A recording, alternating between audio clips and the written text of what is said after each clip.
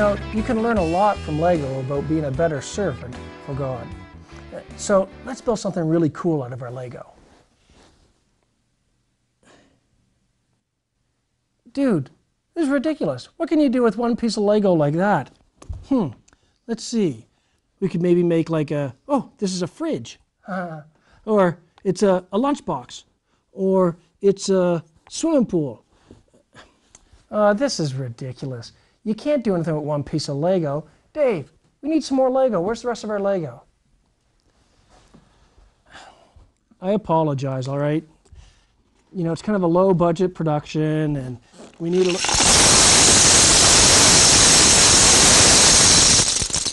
yeah. That's the one. Alrighty. Now, see, you can't really do anything with one piece of Lego because one thing I learned from Lego is that it is designed to work with other pieces to make cool things.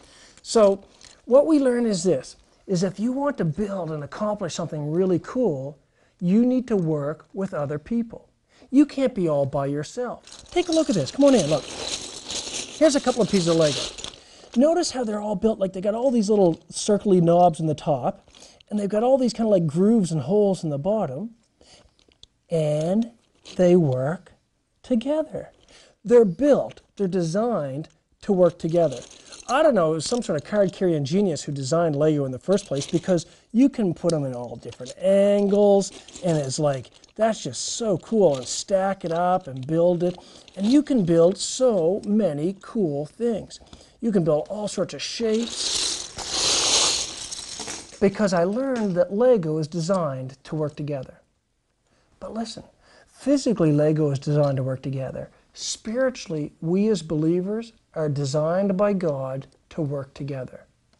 God never intended for any of us to be an island. We are not to be out there on our own. It's not healthy. We don't have the same impact. We can get in trouble. You know, one of my favorite verses in all the Bible is found in Ecclesiastes chapter 4.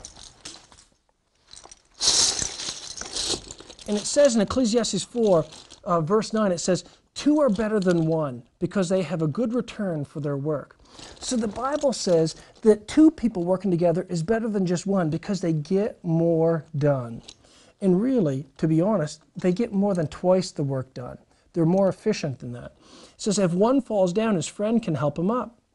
You see, we're designed to work together not just so we get more done, but that so we protect each other. I'm reminded of when Nehemiah was leading the Israelites to rebuild the wall of Jerusalem.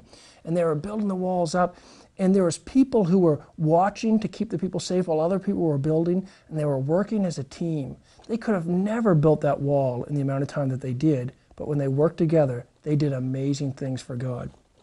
So it says, if one falls down, in verse 10, his friend can help him up, but pity the man who falls and has no one to help him up. See, if you're trying to do your Christianity all on your own, oh, you may be like some scholarly student, you know, you study the Bible, you read, you pray, you do all this and that, but you know what? You don't plug in, you don't get involved with other Christians. That is so wrong and so unhealthy. Because when you fall, now notice I didn't say if you fall, but when you fall, because every one of us goof up, every one of us mess up, and we take a tumble. And you know, you think, oh, that'll never happen to me. Oh yeah, it will. So it says, but pity the man who falls and has no one to help him up. Then verse 11 says also, if two lie down together, they will keep warm. Anyways, but how can one keep warm alone? Though one may be overpowered, two can defend themselves. It is so important that you have a really good friend at your school that's a Christian so that you can support one another. You can encourage one another.